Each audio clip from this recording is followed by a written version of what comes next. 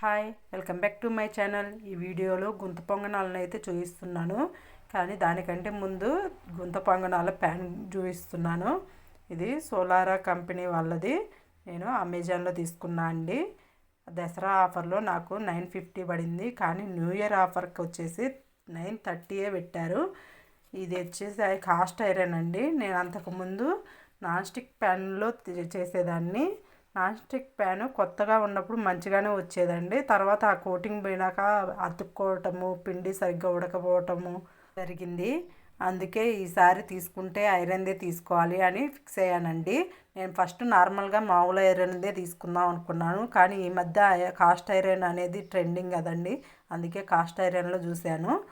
ఇదైతే pan almost 2 kg wait ఉంది. బాగా వెయిట్లో వచ్చిందండి. అందులోనూ ఈ మధ్య నాన్ స్టిక్ ప్యాన్లలో తినకూడదు అని చాలామంది అయితే చెప్తున్నారు కదా. ఆ కోటింగ్ మనకి మంచిది కాదు అని చెప్తున్నారు కదా. నేను అందుకే ఐరన్ది అయితే తీసుకోవాలి అనుకున్నాను. ఇది అమెజాన్లో ఉందండి.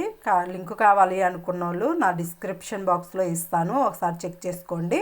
అలాగే ఈ గుంత పొంగనాల విషయానికి వస్తే దోశ పిండిలో నేను ఒక 2 టేబుల్ స్పూన్స్ రాగి పిండి కూడా కలిపి గుంత పొంగనాలు అయితే వేస్తున్నాను. దోశపిండి నార్మల్గా మనం ఎలా పట్టుకుంటామో అలాగే దోశపిండి పట్టుకున్నాక 2 లేదా 3 టేబుల్ స్పూన్ల రాగి పిండిని అయితే కలిపానండి.